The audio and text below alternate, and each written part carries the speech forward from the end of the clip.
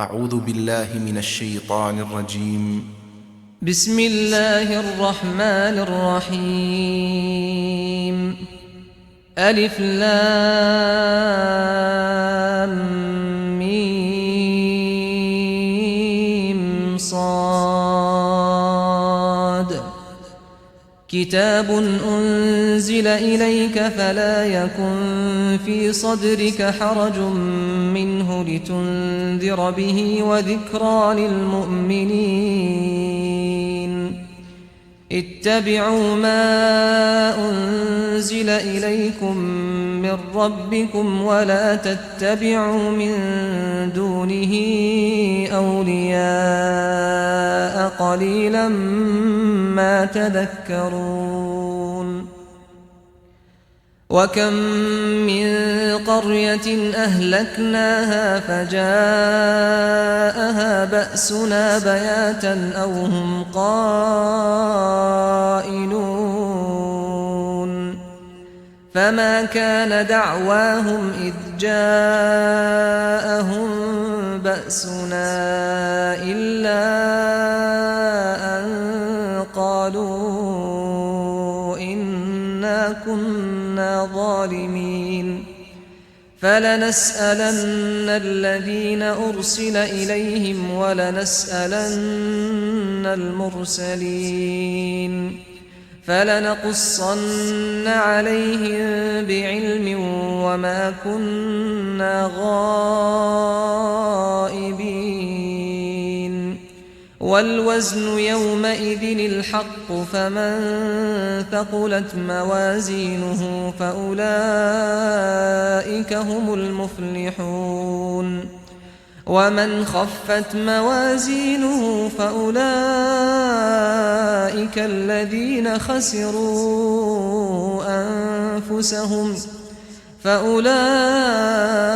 الذين خسروا أنفسهم بما كانوا بآياتنا يظلمون. ولقد مكناكم في الأرض وجعلنا لكم فيها معايش قليلا ما تشكرون. ولقد خلقناكم ثم صورناكم ثم قلنا للملائكة اسجدوا لآدم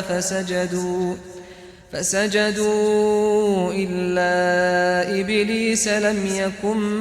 من الساجدين. قال ما منعك ألا تسجد إذ أمرتك؟ قال أنا خير منه خلقتني من نار وخلقته من طين. قال فاهبط منها فما يكون لك أن تتكبر فيها فاخرج إنك من الصاغرين. قال أنظرني إلى يوم يبعثون. قال إنك من المنظرين. قال فبما أغويتني لأقعدن لهم صراطك المستقيم ثم لآتينهم من بين أيديهم ومن خلفهم وعن أيمانهم وعن شمائلهم ولا تجد أكثرهم شاكرين. قال اخرج منها مذءوما مدحورا لمن تبعك منهم لأملأن جهنم منكم أجمعين. ويا آدم اسكن أنت وزوجك الجنة فكلا من حيث شئتما ولا تقربا هذه الشجرة فتكونا من الظالمين. فوسوس لهما الشيطان ليبدي لهما ما وري عنهما من سوآتهما وقال ما نهاكما ربكما عن هذه الشجرة إلا أن تكونا ملكين أو تكونا من الخالدين وقاسمهما إني لكما لمن الناصحين فدلاهما بغرور فلما ذاقا الشجرة بدت لهما سوآتهما وطفقا يخصفان عليهما من ورق الجنة وناداهما ربهما ألم أنهكما عن تلكما الشجرة وأقل لكما إن الشيطان لكما عدو مبين قالا ربنا ظلمنا أنفسنا وإن لم تغفر لنا وترحمنا لنكونن من الخاسرين قال اهبطوا بعضكم لبعض عدو ولكم في الأرض مستقر ومتاع إلى حين قال فيها تحيون وفيها تموتون ومنها تخرجون يا بني آدم قد أنزلنا عليكم لباسا يواري سوآتكم وريشا ولباس التقوى ذلك خير ذلك من آيات الله لعلهم يذكرون يا بني آدم لا يفتننكم الشيطان كما أخرج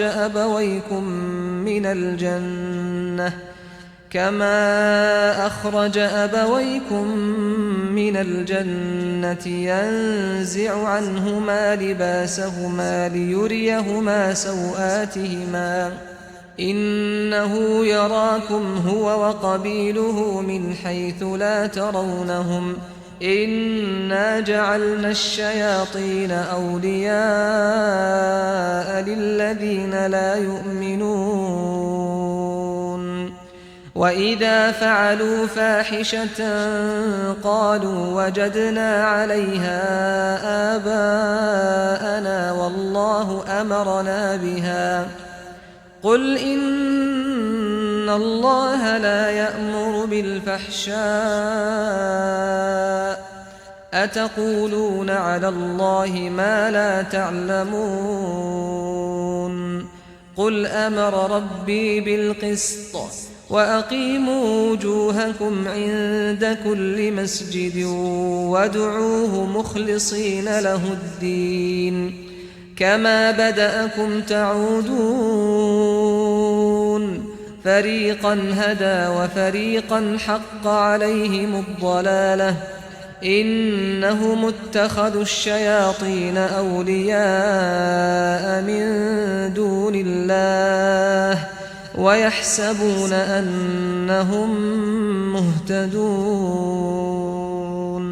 يا بني آدم خذوا زينتكم عند كل مسجد وكلوا واشربوا ولا تسرفوا إنه لا يحب المسرفين قل من حرم زينة الله التي أخرج لعباده والطيبات من الرزق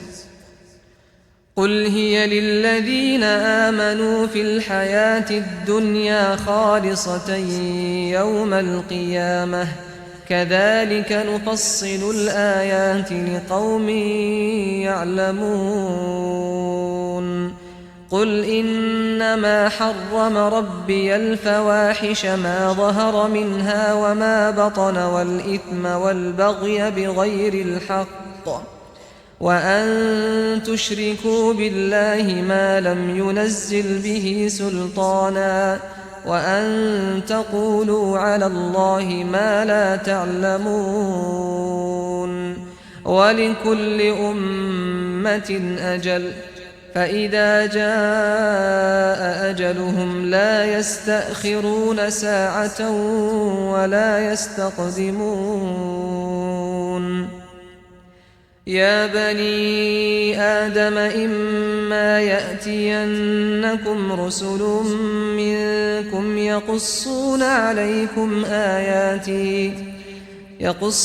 عليكم آياتي فمن اتقى وأصلح فلا خوف عليهم ولا هم يحزنون. والذين كذبوا بآياتنا واستكبروا عنها أولئك أصحاب النار هم فيها خالدون. فمن أظلم ممن افترى على الله كذبا أو كذب بآياته أولئك ينالهم نصيبهم من الكتاب حتى إذا جاءتهم رسلنا يتوفونهم قالوا أين ما كنتم تدعون من دون الله قالوا ضلوا عنا وشهدوا على أنفسهم أنهم كانوا كافرين. قال ادخلوا في قد خلت من قبلكم من الجن والإنس في النار كلما دخلت أمة لعنت أختها حتى إذا اداركوا فيها جميعا قالت أخراهم لأولاهم ربنا هؤلاء أضلونا فآتهم عذابا ضعفا من النار قال لكل ضعف ولكن لا تعلمون. وقالت أولاهم لأخراهم فما كان لكم علينا من فضل فذوقوا العذاب بما كنتم تكسبون. إن الذين كذبوا بآياتنا واستكبروا عنها لا تفتح لهم أبواب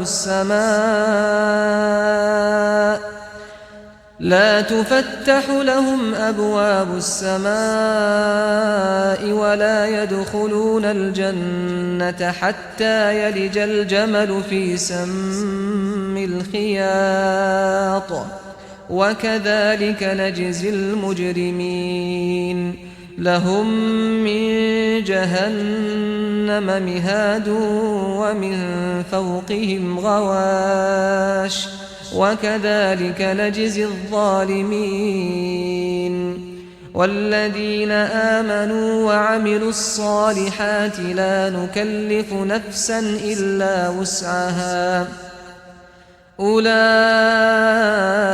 أصحاب الجنة هم فيها خالدون. ونزعنا ما في صدورهم من غل تجري من تحتهم الأنهار وقالوا الحمد لله الذي هدانا لهذا وما كنا لنهتدي لولا أن هدانا الله لقد جاءت رسل ربنا بالحق ونودوا أن تلكم الجنة أورثتموها بما كنتم تعملون. ونادى أصحاب الجنة أصحاب النار أن قد وجدنا ما وعدنا ربنا حقا فهل وجدتم ما وعد ربكم حقا قالوا نعم فأذن مؤذن بينهم اللعنة الله على الظالمين.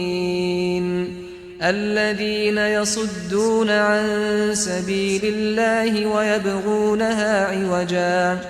ويبغونها عوجا وهم بالآخرة كافرون وبينهما حجاب وعلى الأعراف رجال يعرفون كلا بسيماهم ونادوا أصحاب الجنة أن سلام عليكم لم يدخلوها وهم يطمعون وإذا صرفت أبصارهم تلقاء أصحاب النار قالوا ربنا لا تجعلنا مع القوم الظالمين ونادى أصحاب الأعراف رجالا يعرفونهم بسيماهم قالوا ما أغنى عنكم جمعكم وما كنتم تستكبرون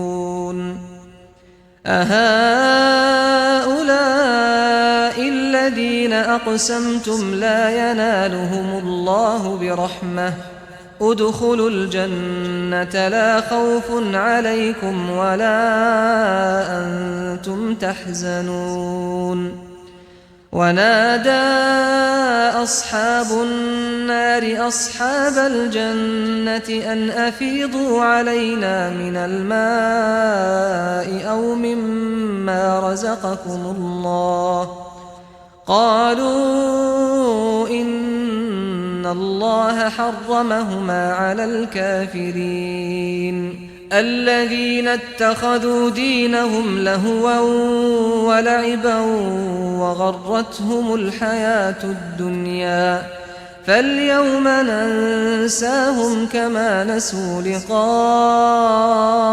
يومهم هذا وما كانوا بآياتنا يجحدون ولقد جئناهم بكتاب فصلناه على علم هدى ورحمة لقوم يؤمنون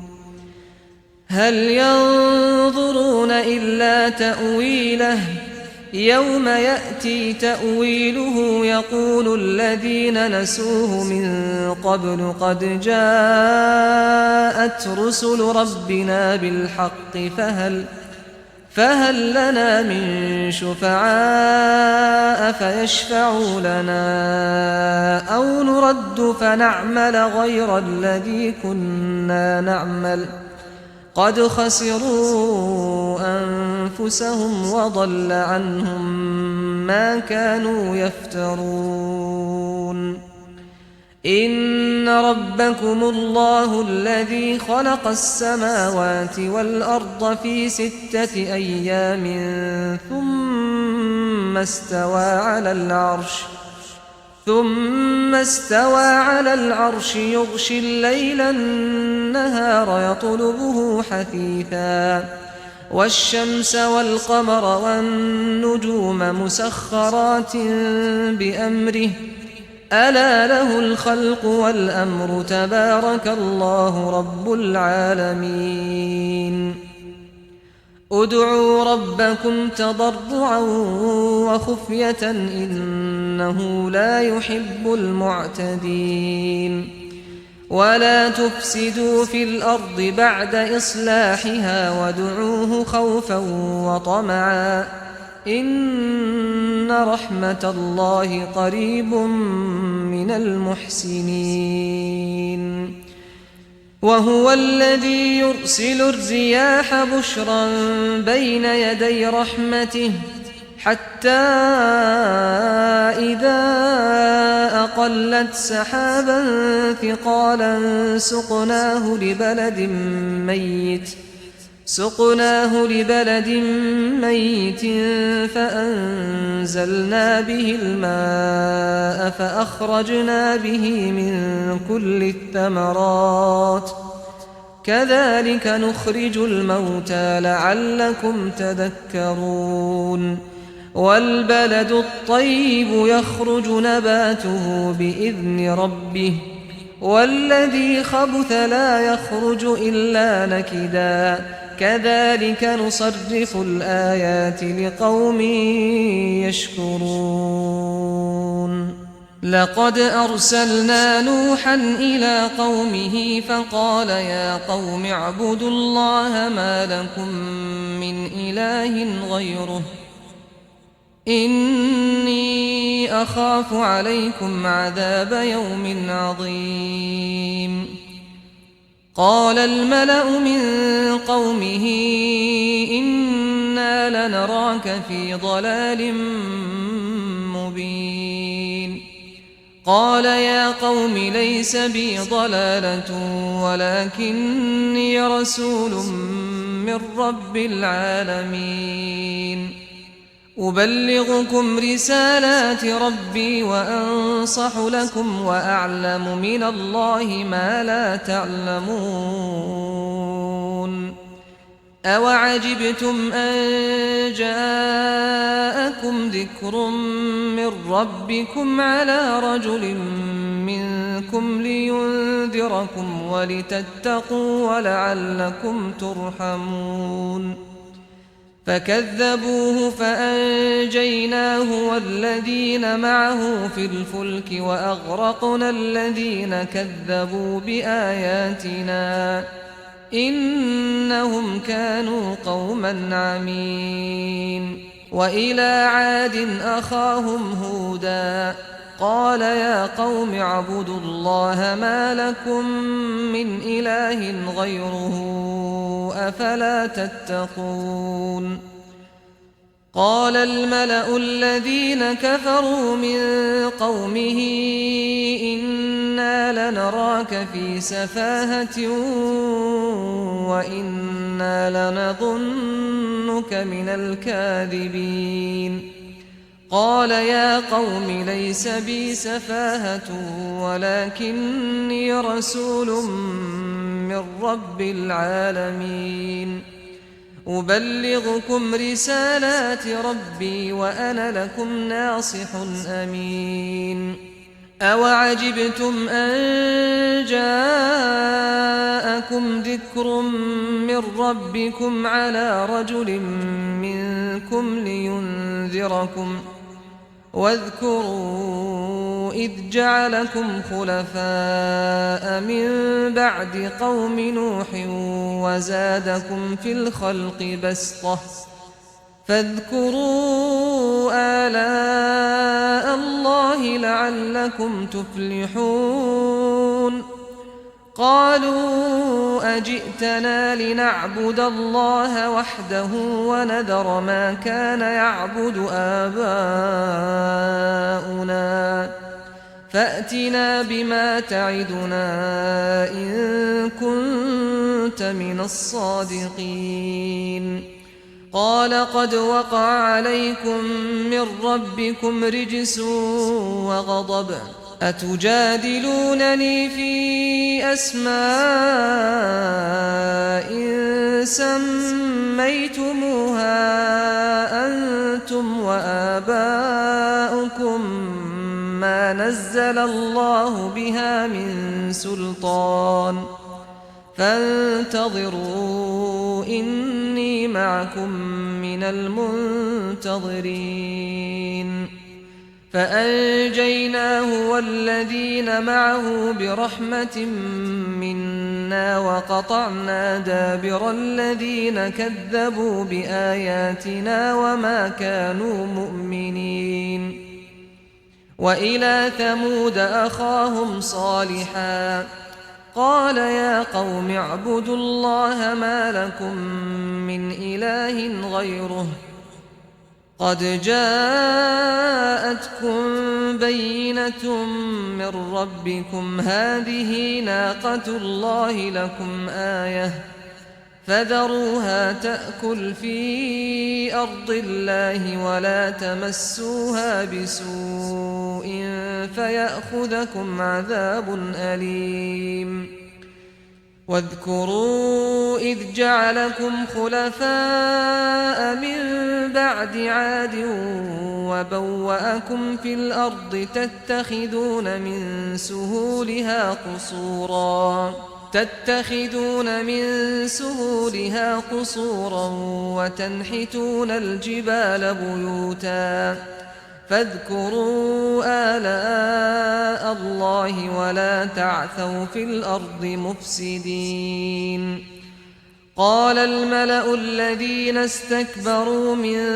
قومه للذين استضعفوا لمن آمن منهم أتعلمون أن صالحا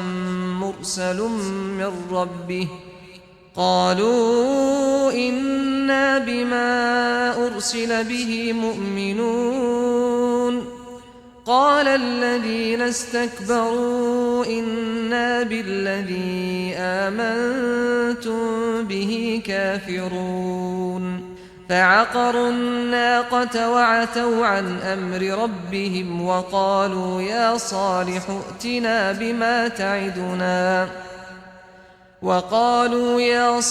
ائتنا بما تعدنا إن كنت من المرسلين. فأخذتهم الرجفة فأصبحوا في دارهم جاثمين. فتولى عنهم وقال يا قوم لقد أبلغتكم رسالة ربي ونصحت لكم ولكن لا تحبون الناصحين. ولوطا إذ قال لقومه أتأتون الفاحشة ما سبقكم بها من أحد من العالمين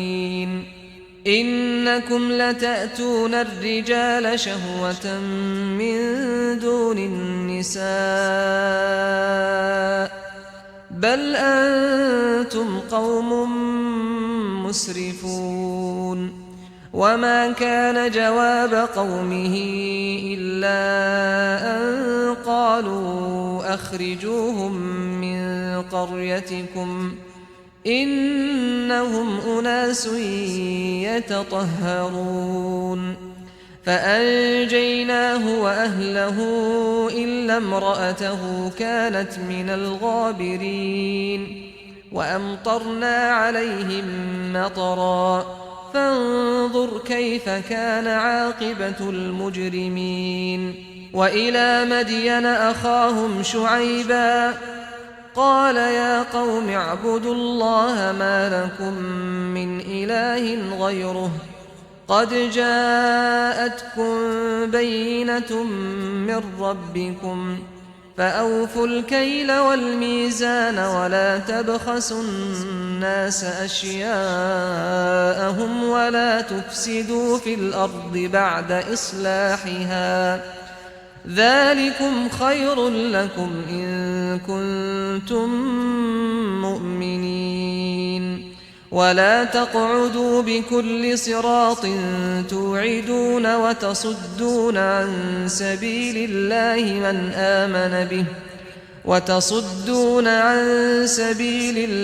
من آمن به وتبغونها عوجا.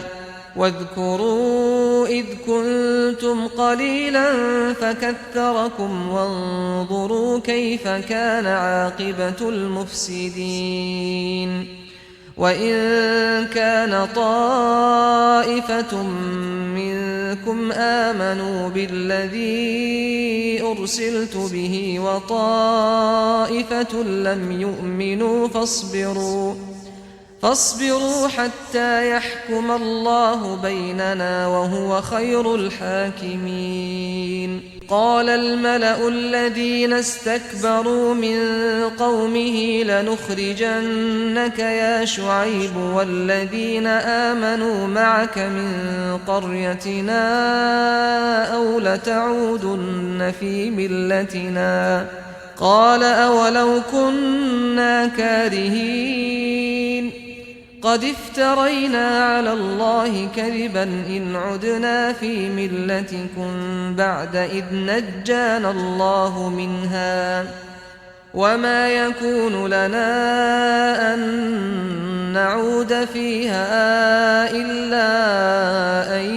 يشاء الله ربنا وسع ربنا كل شيء علما على الله توكلنا ربنا افتح بيننا وبين قومنا بالحق وأنت خير الفاتحين وقال الملأ الذين كفروا من قومه لئن اتبعتم شعيبا إنكم إذا لخاسرون فأخذتهم الرجفة فأصبحوا في دارهم جاثمين الذين كذبوا شعيبا كأن لم يغنوا فيها الذين كذبوا شعيبا كانوا هم الخاسرين فتولى عنهم وقال يا قوم لقد أبلغتكم رسالات ربي ونصحت لكم فكيف آسى على قوم كافرين وما أرسلنا في قرية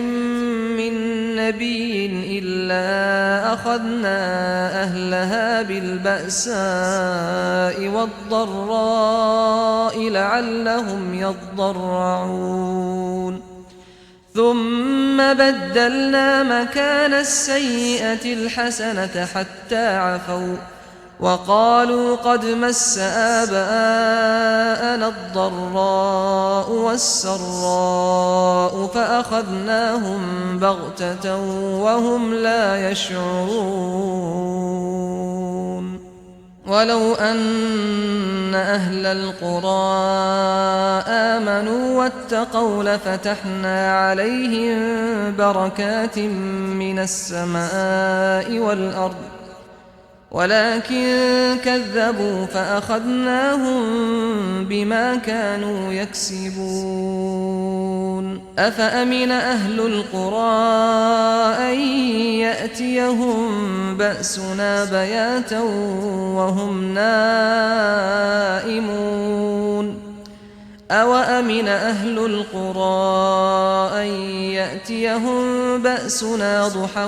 وهم يلعبون أفأمنوا مكر الله فلا يأمن مكر الله إلا القوم الخاسرون أولم يهد للذين يرثون الأرض من بعد أهلها أن لو نشاء أصبناهم بذنوبهم ونطبع على قلوبهم فهم لا يسمعون تلك القرى نقص عليك من أنبائها ولقد جاءتهم رسلهم بالبينات فما كانوا ليؤمنوا بما كذبوا من قبل كذلك يطبع الله على قلوب الكافرين وما وجدنا لأكثرهم من عهد وإن وجدنا أكثرهم لفاسقين ثم بعثنا من بعدهم موسى بآياتنا إلى فرعون وملئه فظلموا بها فانظر كيف كان عاقبة المفسدين وقال موسى يا فرعون إني رسول من رب العالمين حقيق على أن لا أقول على الله إلا الحق قد جئتكم ببينة من ربكم فأرسل معي بني إسرائيل قال إن كنت جئت بآية فأت بها إن كنت من الصادقين فألقى عصاه فإذا هي ثعبان مبين ونزع يده فإذا هي بيضاء للناظرين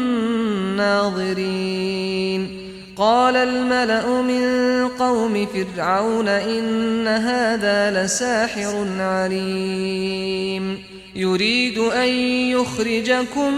من أرضكم فماذا تأمرون قالوا أرجه وأخاه وأرسل في المدائن حاشرين يأتوك بكل ساحر عليم وجاء السحرة فرعون قالوا إن لنا لأجرا إن كنا نحن الغالبين قال نعم وإنكم لمن المقربين قالوا يا موسى إما أن تلقي وإما أن نكون نحن الملقين قال ألقوا فلما ألقوا سحروا أعين الناس واسترهبوهم وجاءوا بسحر عظيم وأوحينا إلى موسى أن ألق عصاك فإذا هي تلقف ما يأفكون فوقع الحق وبطل ما كانوا يعملون فغلبوا هنالك وانقلبوا صاغرين وألقي السحرة ساجدين قالوا آمنا برب العالمين رب موسى وهارون قال فرعون آمنتم به قبل أن آذن لكم إن هذا لمكر مكرتموه في المدينة لتخرجوا منها أهلها فسوف تعلمون لأقطعن أيديكم وأرجلكم من خلاف ثم لأصلبنكم أجمعين قالوا إنا إلى ربنا منقلبون وما تنقم منا إلا أن آمنا بآيات ربنا لما جاءتنا ربنا أفرغ علينا صبرا وتوفنا مسلمين وقال الملأ من قوم فرعون أتذر موسى وقومه ليفسدوا في الأرض ويذرك وآلهتك قال سنقتل أبناءهم ونستحيي نساءهم وإنا فوقهم قاهرون قال موسى لقومه استعينوا بالله واصبروا إن الأرض لله يورثها من يشاء من عباده والعاقبة للمتقين قالوا أوذينا من قبل أن تأتينا ومن بعد ما جئتنا قال عسى ربكم أن يهلك عدوكم ويستخلفكم في الأرض فينظر كيف تعملون ولقد أخذنا آل فرعون بالسنين ونقص من الثمرات لعلهم يذكرون فإذا جاءتهم الحسنة قالوا لنا هذه وإن تصبهم سيئة يطيروا بموسى ومن معه ألا إنما طائرهم عند الله ولكن أكثرهم لا يعلمون وقالوا مهما تأتنا به من آية لتسحرنا بها فما نحن لك بمؤمنين فأرسلنا عليهم الطوفان والجراد والقمل والضفادع والدم آيات مفصلات فاستكبروا وكانوا قوما مجرمين ولما وقع عليهم الرجز قالوا يا موسى ادع لنا ربك بما عهد عندك لئن كشفت عنا الرجز لنؤمنن لك ولنرسلن معك بني إسرائيل فلما كشفنا عنهم الرجز إلى أجل هم بالغوه إذا هم ينكثون فانتقمنا منهم فأغرقناهم في اليم بأنهم كذبوا بآياتنا وكانوا عنها غافلين وأورثنا القوم الذين كانوا يستضعفون مشارق الأرض ومغاربها التي باركنا فيها وتمت كلمة ربك الحسنى على بني إسرائيل بما صبروا ودمرنا ما كان يصنع فرعون وقومه وما كانوا يعرشون وجاوزنا ببني إسرائيل البحر فأتوا على قوم يعكفون على أصنام لهم قالوا يا موسى اجعل لنا إلها كما لهم آلهة قال إنكم قوم تجهلون إن هؤلاء متبر ما هم فيه وباطل ما كانوا يعملون قال أغير الله أبغيكم إلها وهو فضلكم على العالمين وإذ أنجيناكم من آل فرعون يسومونكم سوء العذاب يقتلون أبناءكم ويستحيون نساءكم وفي ذلكم بلاء من ربكم عظيم وواعدنا موسى 30 ليلة وأتممناها ب10 فتم ميقات ربه 40 ليلة وقال موسى لأخيه هارون اخلفني في قومي وأصلح ولا تتبع سبيل المفسدين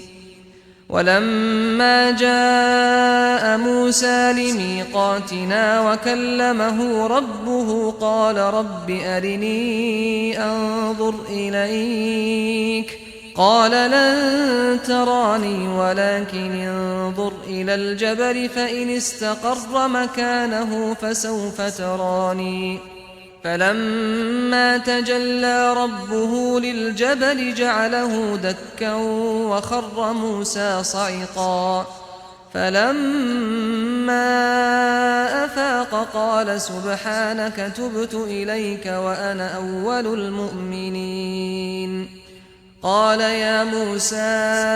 إني اصطفيتك على الناس برسالاتي وبكلامي فخذ ما آتيتك وكن من الشاكرين وكتبنا له في الألواح من كل شيء موعظة وتفصيلا لكل شيء فخذها بقوة وأمر قومك يأخذوا بأحسنها سأريكم دار الفاسقين سأصرف عن آياتي الذين يتكبرون في الأرض بغير الحق وإن يروا كل آية لا يؤمنوا بها وإن يروا سبيل الرشد لا يتخذوه سبيلا وإن يروا سبيل الغي يتخذوه سبيلا ذلك بأنهم كذبوا بآياتنا وكانوا عنها غافلين والذين كذبوا بآياتنا ولقاء الآخرة حبطت أعمالهم هل يجزون إلا ما كانوا يعملون واتخذ قوم موسى من بعده من حليهم عجلا جسدا له خوار ألم يروا أنه لا يكلمهم ولا يهديهم سبيلا اتخذوه وكانوا ظالمين ولما سقط في أيديهم ورأوا أنهم قد ضلوا قالوا لئن لم يرحمنا ربنا ويغفر لنا لنكونن من الخاسرين ولما رجع موسى إلى قومه غضبان أسفا قال بئس ما خلفتموني من بعدي أعجلتم أمر ربكم وألقى الألواح وأخذ برأس أخيه يجره إليه قال ابن أم إن القوم استضعفوني وكادوا يقتلونني فلا تشمت بي الأعداء ولا تجعلني مع القوم الظالمين قال رب اغفر لي ولأخي وأدخلنا في رحمتك وأنت أرحم الراحمين إن الذين اتخذوا العجل سينالهم غضب من ربهم وذلة في الحياة الدنيا وكذلك نجزي المفترين والذين عملوا السيئات ثم تابوا من بعدها وآمنوا إن ربك من بعدها لغفور رحيم ولما سكت عن موسى الغضب أخذ الألواح وفي نسختها هدى ورحمة للذين هم لربهم يرهبون واختار موسى قومه 70 رجلا لميقاتنا فلما أخذتهم الرجفة قال رب لو شئت أهلكتهم من قبل وإياي أتهلكنا بما فعل السفهاء منا إن هي إلا فتنتك تضل بها من تشاء وتهدي من تشاء أنت ولينا فاغفر لنا وارحمنا وأنت خير الغافرين واكتب لنا في هذه الدنيا حسنة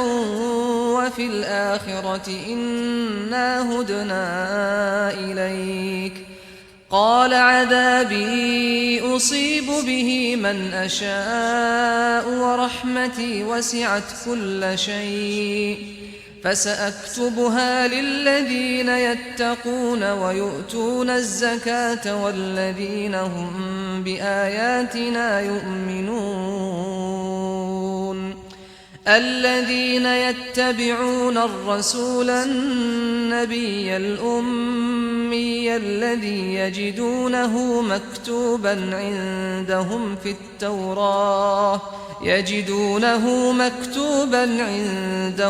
التوراة والإنجيل يأمرهم بالمعروف وينهاهم عن المنكر ويحل لهم الطيبات ويحرم عليهم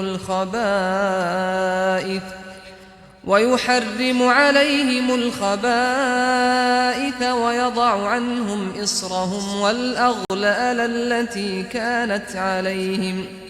فالذين آمنوا به وعزروه ونصروه واتبعوا النور الذي أنزل معه أولئك هم المفلحون قل يا أيها الناس إني رسول الله إليكم جميعا الذي له ملك السماوات والأرض لا إله إلا هو يحيي ويميت فآمنوا بالله ورسوله النبي الأمي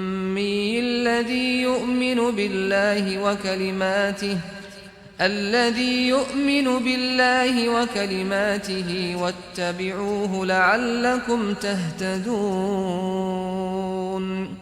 ومن قوم موسى أمة يهدون بالحق وبه يعدلون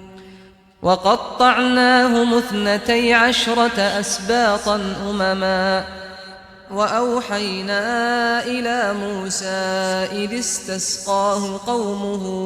أن اضرب بعصاك الحجر فانبجست منه 12 عينا قد علم كل أناس مشربهم وظللنا عليهم الغمام وأنزلنا عليهم المن والسلوى كلوا من طيبات ما رزقناكم وما ظلمونا ولكن كانوا أنفسهم يظلمون وإذ قيل لهم اسكنوا هذه القرية وكلوا منها حيث شئتم وقولوا حطة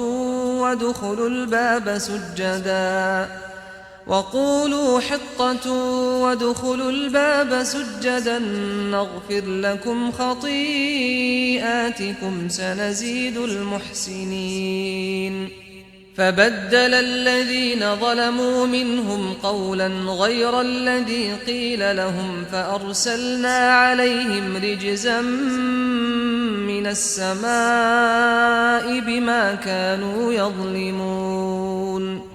واسألهم عن القرية التي كانت حاضرة البحر إذ يعدون في السبت إذ تأتيهم حيتانهم يوم سبتهم شرعا ويوم لا يسبتون لا تأتيهم كذلك نبلوهم بما كانوا يفسقون وإذ قالت أمة منهم لم تعظون قوما الله مهلكهم أو معذبهم عذابا شديدا قالوا معذرة إلى ربكم ولعلهم يتقون فلما نسوا ما ذكروا به أنجينا الذين ينهون عن السوء وأخذنا الذين ظلموا بعذاب بئيس بما كانوا يفسقون فلما عتوا عما نهوا عنه قلنا لهم كونوا قردة خاسئين وإذ تأذن ربك ليبعثن عليهم إلى يوم القيامة من يسومهم سوء العذاب إن ربك لسريع العقاب وإنه لغفور رحيم وقطعناهم في الأرض أمما منهم الصالحون ومنهم دون ذلك وبلوناهم بالحسنات والسيئات لعلهم يرجعون فخلف من بعدهم خلف ورثوا الكتاب يأخذون عرض هذا الأدنى ويقولون سيغفر لنا وإن يأتهم عرض مثله يأخذوه ألم يؤخذ عليهم ميثاق الكتاب ألا يقولوا على الله إلا الحق ودرسوا ما فيه والدار الآخرة خير للذين يتقون أفلا تعقلون والذين يمسكون بالكتاب وأقاموا الصلاة إن إنا لا نضيع أجر المصلحين وإذ نتقنا الجبل فوقهم كأنه ظلة وظنوا أنه واقع بهم خذوا ما آتيناكم بقوة واذكروا ما فيه لعلكم تتقون وإذ أخذ ربك من بني آدم من ظهورهم ذريتهم وأشهدهم على أنفسهم ألست بربكم قالوا بلى شهدنا أن تقولوا يوم القيامة إنا كنا عن هذا غافلين أو تقولوا إنما أشرك آباؤنا من قبل وكنا ذرية من بعدهم أفتهلكنا بما فعل المبطلون وكذلك نفصل الآيات ولعلهم يرجعون واتل عليهم نبأ الذي آتيناه آياتنا فانسلخ منها فأتبعه الشيطان فكان من الغاوين ولو شئنا لرفعناه بها ولكنه أخلد إلى الأرض واتبع هواه فمثله كمثل الكلب إن تحمل عليه يلهث أو تتركه يلهث ذلك مثل القوم الذين كذبوا بآياتنا فاقصص القصص لعلهم يتفكرون ساء مثلا القوم الذين كذبوا بآياتنا وأنفسهم كانوا يظلمون من يهد الله فهو المهتدي ومن يضلل فأولئك هم الخاسرون ولقد ذرأنا لجهنم كثيرا من الجن والإنس لهم قلوب لا يفقهون بها ولهم أعين لا يبصرون بها ولهم آذان لا يسمعون بها أولئك كالأنعام بل هم أضل أولئك هم الغافلون ولله الأسماء الحسنى فادعوه بها وذروا الذين يلحدون في أسمائه سيجزون ما كانوا يعملون وممن خلقنا أمة يهدون بالحق وبه يعدلون والذين كذبوا بآياتنا سنستدرجهم من حيث لا يعلمون وأملي لهم إن كيدي متين أولم يتفكروا ما بصاحبهم من جنة إن هو إلا نذير مبين أولم ينظروا في ملكوت السماوات والأرض وما خلق الله من شيء وأن عسى أن يكون قد اقترب أجلهم فبأي حديث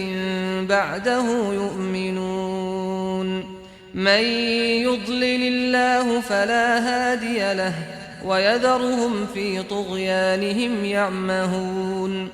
يسألونك عن الساعة أيان مرساها قل إنما علمها عند ربي لا يجليها لوقتها إلا هو ثقلت في السماوات والأرض لا تأتيكم إلا بغتة يسألونك كأنك حفي عنها قل إنما علمها عند الله ولكن أكثر الناس لا يعلمون قل لا أملك لنفسي نفعا ولا ضرا إلا ما شاء الله ولو كنت أعلم الغيب لاستكثرت من الخير وما مسني السوء إن أنا إلا نذير وبشير لقوم يؤمنون هو الذي خلقكم من نفس واحدة وجعل منها زوجها ليسكن إليها فلما تغشاها حملت حملا خفيفا فمرت به فلما أثقلت دعوا الله ربهما لئن آتيتنا صالحا لنكونن